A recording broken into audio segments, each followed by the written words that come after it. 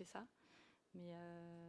Mais donc, pour comprendre, vous n'avez pas une vision où pour vous, mettons l'agriculture française ou européenne, à terme doit tendre vers 100% d'agriculture biologique?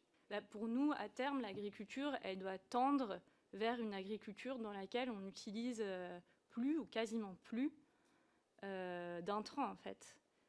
Et ça doit commencer, en fait, par de la prévention. Après, pour moi, étant donné aujourd'hui l'état de la biodiversité, étant donné ce qui se passe sur le climat, on devrait tous être d'accord sur ce constat-là, en fait. Je sais que ce n'est pas le cas, mais je trouve que c'est une aberration au vu de la littérature scientifique existante sur le sujet. Et la vraie question qui devrait se poser, c'est plutôt le chemin à parcourir et comment on fait pour arriver là.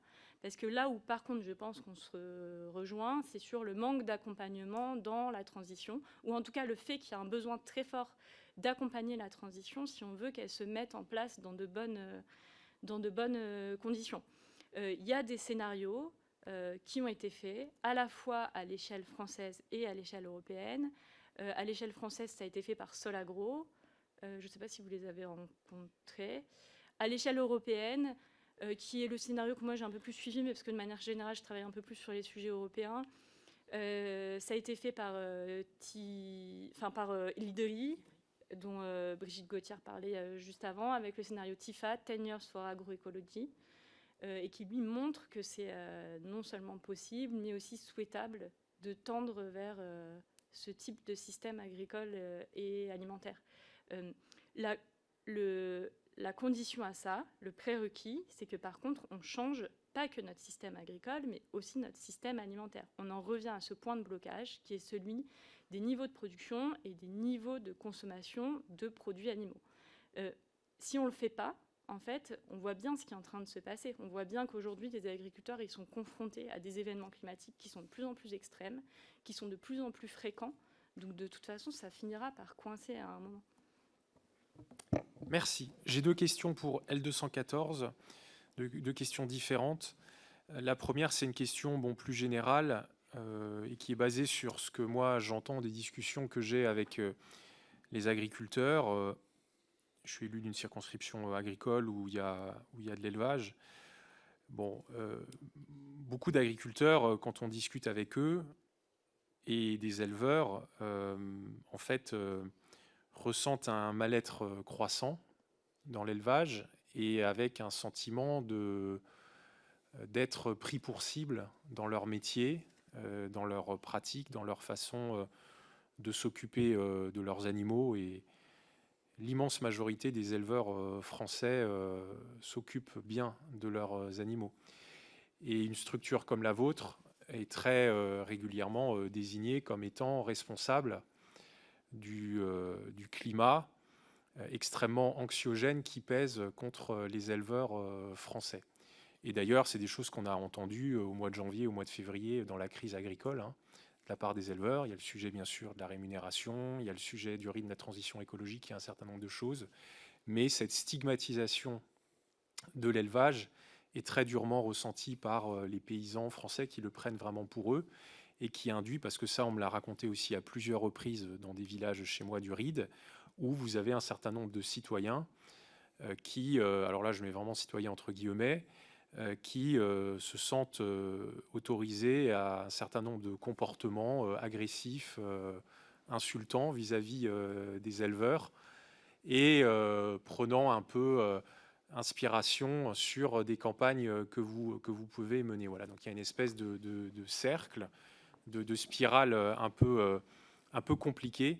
Donc sur ce constat, je pense que ce n'est pas la première fois qu'on doit vous en parler, qu'on doit vous interroger là-dessus.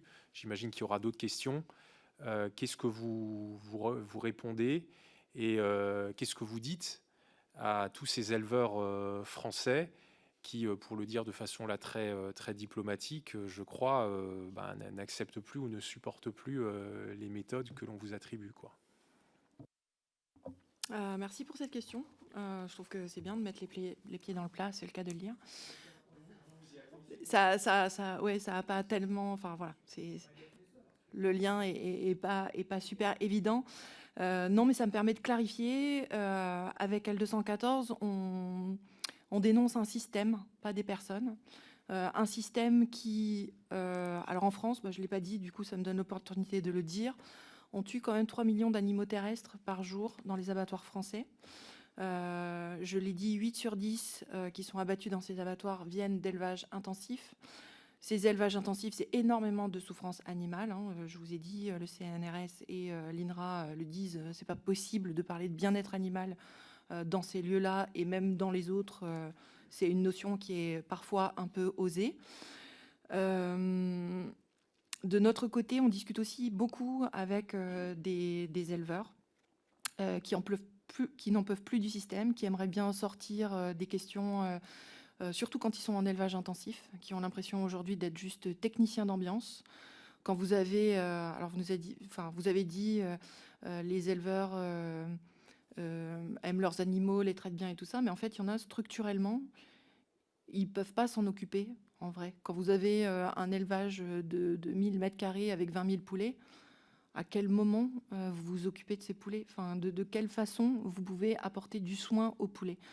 La taille des élevages de cochons aussi est assez grande. Pour les élevages bovins, c'est quand même relativement différent, puisque les tailles d'élevage d'exploitation en France sont assez petites et restent petites justement grâce à l'action de L214, la Confédération paysanne, Picardie Nature et puis l'association de riverains de Novicène, où effectivement on s'est mobilisé contre l'installation de l'élevage des 1000 vaches dans la Somme.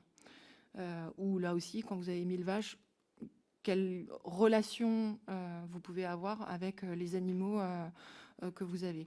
Donc le sujet, c'est que quand on en parle, quand on distribue des tracts qui décrivent de quelle façon sont élevés puis tués les animaux, on nous dit oui, mais ça, c'est en France, on fait pas comme ça. En France, nous, c'est vraiment l'image de la vache au milieu de son pré et c'est tout, quoi. Donc le fait de montrer ce qui se passe, bah oui, effectivement, pour les personnes qui sont éleveurs et tout ça,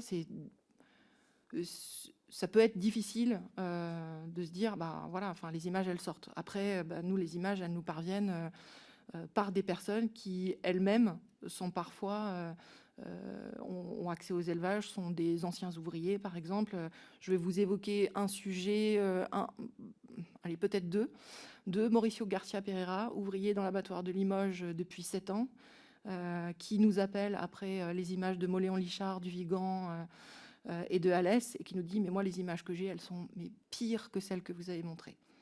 Notre lanceur d'alerte, c'est un ouvrier d'abattoir depuis 6 ans là-bas.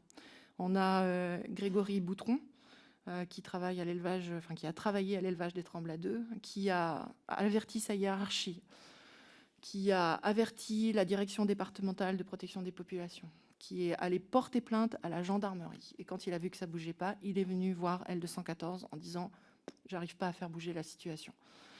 Voilà, donc en fait, c'est vrai, on montre la réalité, une réalité en tout cas, de ce qu'est l'élevage, de ce que vivent les animaux, mais aussi ça parle de ce que vivent les humains qui sont... vous remarquerez que la plupart des images qu'on montre, c'est des élevages... alors, soit en déshérence totale, soit des élevages intensifs où on a énormément d'animaux qui sont élevés ensemble et on dénonce le système, un système qui donne des conditions de vie pour les animaux qui sont absolument épouvantables et qui sont de fait inacceptables pour le consommateur quand il les voit, parce que sinon c'est juste les filières qui nous déroulent voilà, enfin, les poulets LDC, le Gaulois, ils dansent le French Cancan quoi, dans les pubs. Si vous entrez dans un élevage sous contrat avec LDC, vous avez une mer de 20 000 poulets devant vous, des poulets à croissance rapide, qui grossissent 4 fois plus vite qu'en 1950, qui prennent 60 fois leur poids en 40 jours. Voilà, enfin c'est ça la réalité quand même. Donc voilà, qui restent sur leur litière au milieu de leur déjection, qui pataugent là-dedans pendant toute la durée de leur vie. C'est ça la réalité. Et des éleveurs qui sont sous contrat comme ça, qui sont en contrat d'intégration, mais c'est l'horreur pour eux. Nous, on en a quelques-uns qui ont témoigné. Je peux parler de Francis Guillotot, qui nous dit lui-même que c'est de l'esclavage moderne. Et le premier qu'on a rencontré qui est venu témoigner vers nous, c'est Philippe Lapac, 2008. On venait tout juste de se créer. il était gaveur pour Euralis, et de la même façon, il témoignait du malheur. Je veux attirer votre attention aussi sur le livre de Nicolas Legendre, Silence dans les champs, qui raconte aussi une autre version, qui raconte combien il y a une difficulté pour les éleveurs à prendre la parole sur les sujets, pour les agriculteurs de façon générale, mais pour les éleveurs en particulier, parce qu'ils craignent des représailles. Et nous, on en rencontre qui nous disent surtout, vous dites pas qu'on se connaît, vous dites pas qu'on s'est rencontrés, parce que nous, on risque des représailles. Et en fait, ce système, ils n'en peuvent plus non plus. Sauf qu'aujourd'hui, ils sont tenus par les coopératives, par les banques, par les syndicats, et qu'il n'y a pas moyen d'élever. Alors après, il y a autre chose. Il y a les conditions d'élevage aujourd'hui qui sont jugées comme inacceptables, et puis après, il y a aussi le positionnement d'L214 qui remet en question même le fait de considérer les animaux comme des ressources. Et là, effectivement, enfin, il y a des visions qui sont très différentes, et on peut comprendre qu'on est en désaccord sur une vision de la place accordée aux animaux. Mais ça, c'est en plus un débat philosophique, etc., mais qui a des applications très concrètes. Mais là, aujourd'hui, la réalité, c'est que la plupart... c'est ce que vous disiez aussi, c'est ce dont vous parliez, l'attractivité par rapport à des métiers dans l'agriculture. Enfin, qui rêve moi, la première personne que j'ai croisée, c'était une personne qui travaillait dans un élevage intensif de poules pondeuses en cage, qui me disait mon boulot, c'est de ramasser les poules mortes. C'est ça mon boulot. C'est pas un métier, vous avez dit les paysans, mais enfin, elle se voit pas comme paysanne. Elle se voit comme ouvrière aujourd'hui.